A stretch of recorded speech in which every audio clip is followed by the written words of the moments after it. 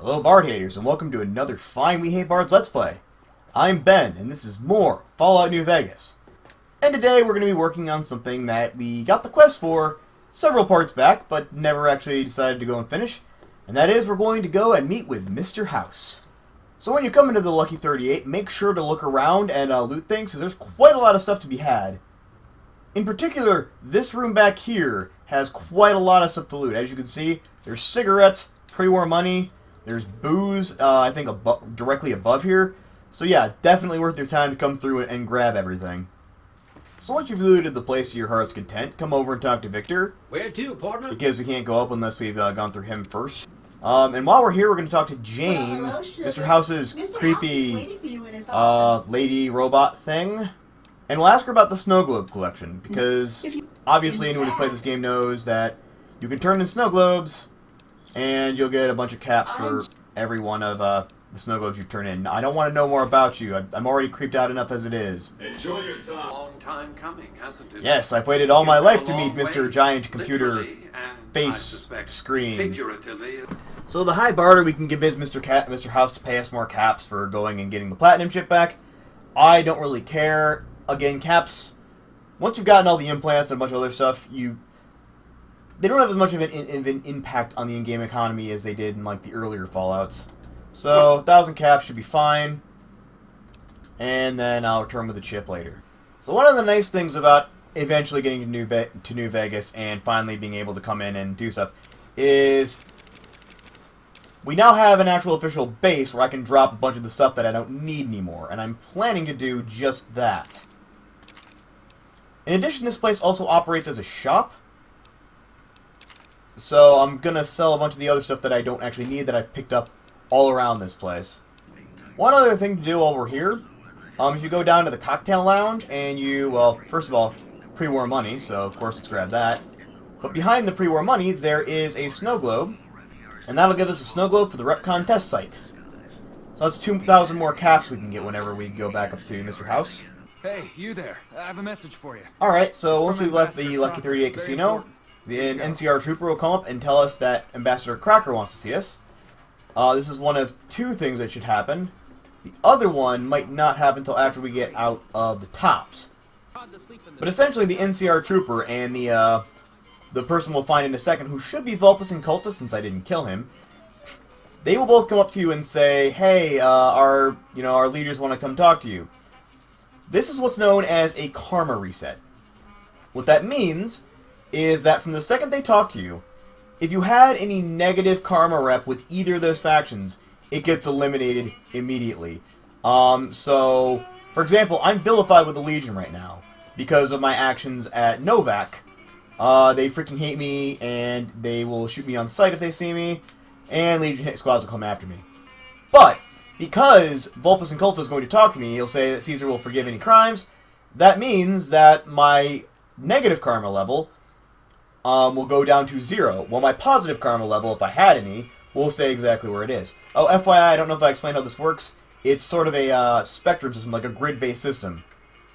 So rather than rather than your karma going back and forth on like a single line, it goes up on a positive axis and up again on a negative axis. What that means is that if you have positive karma, it will not be canceled out by negative karma. It'll just change you to a different level of, a mix of positive and negative karma. But yes, this karma reset right here is really, really good if you've pissed off the Legion. It's why I waited to come here until after I did all the stuff that I knew was going to piss off the Legion. Because now, as long as I don't do any other quests against the Legion, which I will have to eventually, but that won't be for quite some time yet. As long as I don't do that, I will not have to worry about Legion hit squads coming after me. Hey, baby. But yes, now we're here at the Tops Casino, and this guy's asked us to give over our weapons. We managed to smuggle some in, I'm sure. Like the Ripper, for example. I can see it on my hips still. Oh, that's the only weapon I managed to smuggle in. That's fine, it's a hell of a weapon to smuggle in. Anyway, since we're here, and we're about ready to actually complete the first half of Fallout New Vegas, which is track down Benny, he's right here at the Tops. One of the things we can do to really help us out with that is talk to Swank. We'll tell him we know something about Benny. And since we have a speech of fairly high speech, we can talk him into believing us and tell him the story And I think the maximum speech is 60. Oh! No, we actually need evidence. Yeah. Like, for example, the cigarette butts, or the lighter, or the note we found on... I can't remember his name, but the note we found on the computer in Novak. And once we're all done with that... Jesus, kid, I think we got a real problem on our hands. Swank will turn on him. That's one option if we want to convince everyone to just kind of go against him. It also means if we trick him up to his room, I think he won't be able to call on anyone to come and kill us. Because the default way you're supposed to get rid of Benny is you're supposed to go up and talk to him. He will say, "Follow me upstairs to my room and we'll talk this through." And then after you're done talking it through, he'll like commit you, no, I'll cut you in for like a cut of the profits. And then he'll leave and he'll summon goons to come and kill you. But I'm pretty sure if you've done that, if you talk to Swank and given him all that evidence, that when he tries to summon goons, it won't work. But there's actually an even easier and more fun way to do it. And it's actually absolutely my favorite way to kill Benny. Because we could do any number of things right now. We could, like I said, bring him up to the room and let him try and summon thugs. And if he leaves, he'll get captured by Caesar, and then Caesar will offer us a chance to do whatever we want with him. We could, if we manage to smuggle in, like, grenades or a gun or something, just murder him in cold blood right here. Or we could do it when he goes up to his room. All those are viable options. But my personal favorite way to kill Benny has to do with one of the very first perks I took in the game. And that is Black Widow. So as you can see, the Black Widow option for here is basically to flirt with him, even though he shot us in the head, you know, tried to kill us. And yeah, he gets a little bit creeped out by it, but he will eventually let us do it. And my personal favorite line in the game, "I'm a courier, don't you want me to handle your package?" So doing it this way, and again, you can only do it this way if you play as a female character and take the Black Widow perk, it is, to my mind, not only the most fun way to kill Benny, but the easiest. Because once he gets upstairs in his slow, plodding manner like he's doing, he'll have sex with you, and then when you're done, he'll go to sleep, and you can kill him.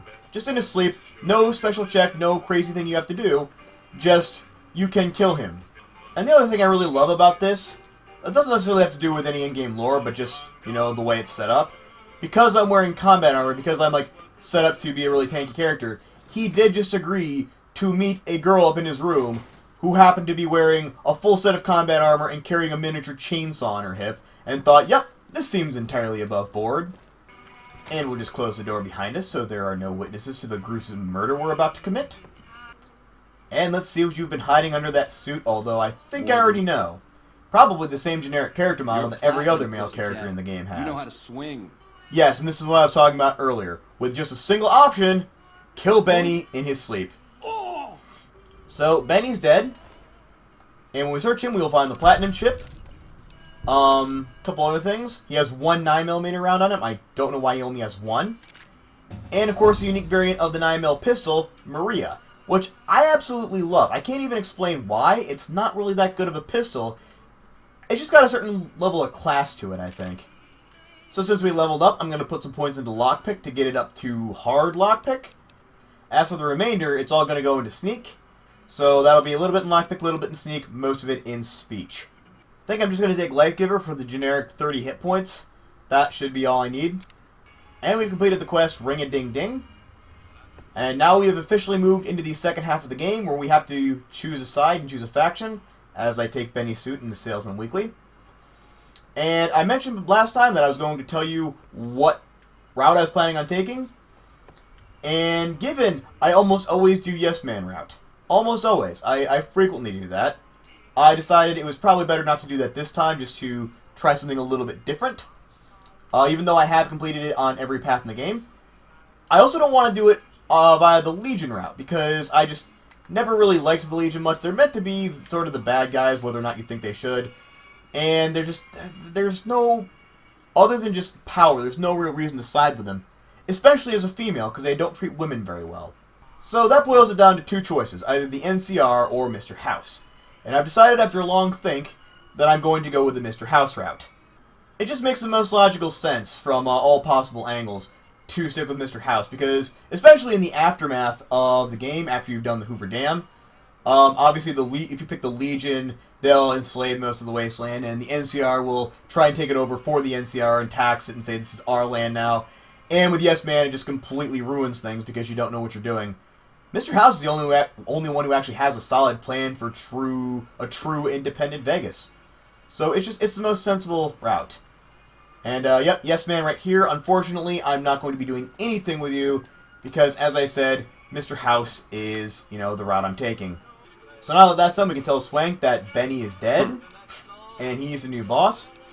If we ask him about looking for work as a female character... Baby, you stick with me, you won't have to work a day in your life. He'll tell us this.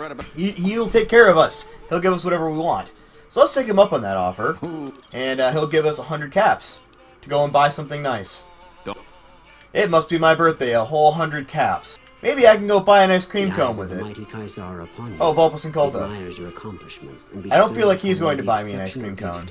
So that was Vulpus and Colta giving us his karma reset. So now the Legion officially doesn't hate us anymore. They will later. Once I traverse far enough along the Mr. House path, they will go back to Vilified. But that's not going to be for a while. I'm going to make sure I've done as many of the quests as possible by the time that happens. So we've given the chip to Mr. House, and now he wants to show off his stupid little robots. All it does is it unlocks a secondary feature in them where they can use different weapons, specifically a machine gun grenade launcher and long-range rockets. Yep, so we now have a robot army on our side, or rather Mr. House is a robot army, which is one of the downsides to not choosing the Yes Man route. If you choose Yes Man, the robot army becomes your robot army, and so you can, you have your own robot army. That's just a nice thing you have. But since Mr. House's essential, just errand boy at this point, it's actually his robot army, which is a bit depressing. So once all that is done, Mr. House gives us a job to go and awaken a whole bunch of more Securitrons at the bunker at Fortification Hill where the Legion's at. Excuse me, but are you the courier who caused Before we go, Emily Ortal of the Followers of the Apocalypse will ask us to do something. Basically, all she wants us to do is go in and plant a bug inside the Lucky 38. Yep, the moon comes over the tower. It immediately gets shut down, but I'll usually do it anyway because it's a nice, easy quest, and we actually get a decent amount of experience and caps for it. So with some of those caps I got for trading in all those snow globes to Mr. House, I've managed to procure a new weapon, namely the anti-material rifle. This will work as, I think, a better long-range alternative to the sniper rifle. It also means I'll have more ammo for this machine, which, given how important ammo management is so far, I feel like that's going to be important. Do you need The other thing I'm going to do while I'm here is I'm going to actually buy an implant from Dr. Usanagi. Specifically, the subdermal implant. It won't. Crap. Okay, so apparently I had a crap ton of 5.56 ammo that I just never got rid of, even though I no longer have a weapon that uses 5.56 ammo. But once I sold a bunch of that, I managed to get just enough caps to afford the subdermal implant. That means now my damage threshold with combat armor is 24. And that's actually a little low. It should be 25, but apparently my combat armor fell into a bit of disrepair. So after a really long walk from Novak, because it's the closest fast travel point I had, we finally made it to Cottonwood Cove, where the Legion is sort of set up. But before I actually head down inside of there, one thing I wanted to do was come up here to this place, which is known as the Sniper's Nest. And this area is just an area that presumably a pair of NCR snipers set up in anticipation for taking out the Legion. And I'm blanking on the lore right now. I've seen it before. There are parts around the world where they talk about why this happened and, who set it up and, what they plan to do here. But the most important thing you find here is actually in this gun case. And I don't have a high enough lockpick skill to open it yet. But later on, once I actually get a decent amount of lockpick, inside of there is the Gobi Desert Combat Rifle. It's actually a really, really good medium-range assault weapon. I found myself using it on several different occasions. I may pick it up later. But just wanted to point out to you that it's right here in the Sniper's Nest. As is a bunch of 308 ammo in various ammo cans around here. So if you're using a sniper rifle or this machine, it's well worth stopping by there to... Ah, crap. So I just want to point out that this run was almost brought to a shocking halt by sheer stupidity. of me falling off a random cliff. What business have you in Cottonwood Cove, outsider? Ah, there this guy is. He's supposed to see me earlier. Let's show him the Mark of Caesar. I could have made the speech check, but I just didn't feel like it. So, Cursor Lucullus right here. He'll take us all the way to Caesar's camp. Order of Caesar. So we can keep our holdout weapons, which admittedly won't be a lot. Presumably, it'll at least give us the Ripper, because we've had that before. Yep, we have the Ripper. Not that I intend to take on the entirety of the camp, but just in case you wanted to, you need a decent amount of stealth. As for where your weapons are, they're in this, I believe it's this one. I think it's the second one right here. Your weapons are actually in that footlocker. And you can pick the key off of Cursor Lucullus. I think it's Cursor Lucullus. Nope, it's this guy. You can pick the key off of him and get your weapons back. But if you do that, even if it's done completely stealthily, the entire camp will be alerted and treat you as an enemy. And I have done that on prior playthroughs where I've just decided, for no apparent reason, fuck the Legion. And I've gone on a killing spree and murdered the entire camp, including Caesar, which is really fun. But it can burn through stim packs, it can hurt you a lot. And I just don't really have the ability to deal with that in this run. So one of the other things I want to do while I'm here is talk to a little girl named Melody. She's down in the Brahmin stables. And we'll convince her that it's okay to talk to us because we're a friend. And she told us that some dude named Anthony took away her teddy bear named Sergeant Teddy. And pretty much in every run I've ever done, I make it a point to get her teddy bear back. Because it's heavily implied that she was NCR, and she's a slave of the Legion, and that, well, those are actually both, flat out told you. But it's also heavily implied that she's kind of abused, and she disappears at night. Like, if you walk down there between the hours, I think, like, midnight and 6 a.m., she won't be there. Which I always find a little bit disconcerting. So yeah, sort of penance for that, I always make it a point to get Sergeant Teddy back off of Anthony. Normally I pick it off of him, but that's when in a scenario where safe's coming. So in retrospect, I think it might be better just to do it the standard way you're supposed to. I think they'll probably end up killing... Uh-oh. I forgot they didn't give me my freaking stuff for it.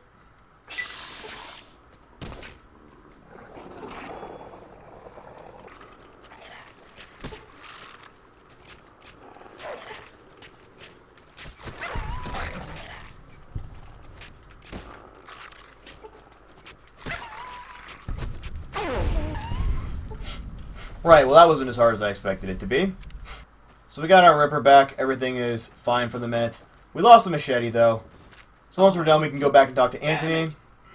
And he will give us the bear back. Hi. Yep, so we'll give her Sergeant Teddy. And one of the worst things you can do in the game, in my opinion.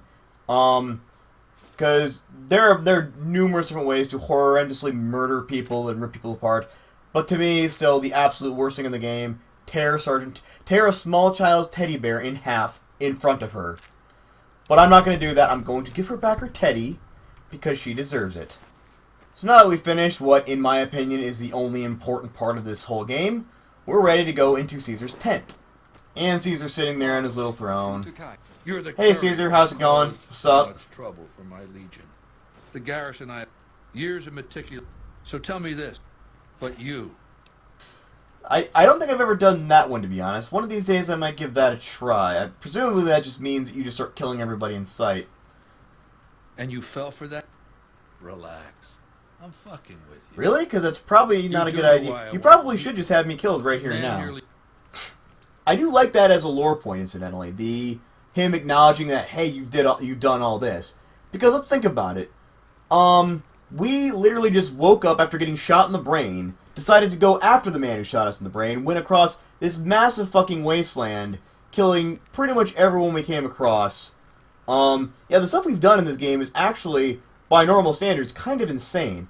But since it's a video game, most people don't think anything of it. It's just, oh yeah, it's just another thing. So the fact that they acknowledge, like, no, this is kind of crazy. Most people don't do this. I really like that.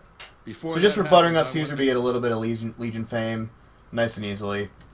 When we ask him what he wants us to do, he just tells us to go in there and destroy whatever is inside this building. I'm not actually planning to do that much with the Legion, because really, after going down into the bunker and doing this, I think the very next quest they give you is go kill Mr. House. Which on any other run I'd be more than happy to do.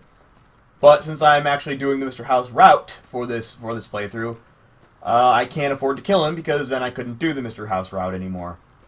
I'm not actually planning to blow it up, of course. Mr. House wants the robots down here. But even if you awaken them, like if you come in here and flat out just say, you know, turn on the robots. I see you reached. Caesar won't know one way or the other. He'll have no idea what you did down here. He'll just say, I'm going to assume you did the right thing, even though I have no reason to assume that. I did manage to equip all my stuff again. I was supposed to equip the Ripper, and I forgot to do that. Yeah, the Ripper will really help out with the robots, because I believe most of these robots in here have a fair amount of damage threshold. But, just in case you don't have a Ripper or nothing else to do with them, there's a lot of energy weapons down here, like the plasma rifle, full on with microfusion cells, and pulse grenades, which do a lot of damage to robots. The other thing I want to do before I get started is make sure to deactivate the turrets.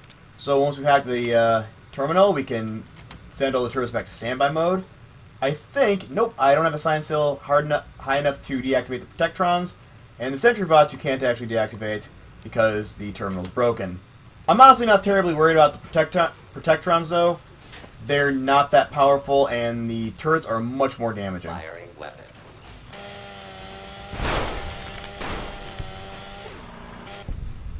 Yeah, as you can see, Protectrons, no threat, none whatsoever. Commencing lawful use of deadly force. Firing weapons. Warning. Hostiles in area. And chainsaw for you as well. Do not feel for your So at the end of all of this, we're going to find the terminal we need to use, and all we have to do is insert the platinum ship, and that is the quest completed. Oh, didn't see you there. I do kind of need to hurry up and get out of here, because as you can see, my radiation has been slowly climbing. And now we just need to head on in and say hey to Caesar again, and that'll be basically all we can do.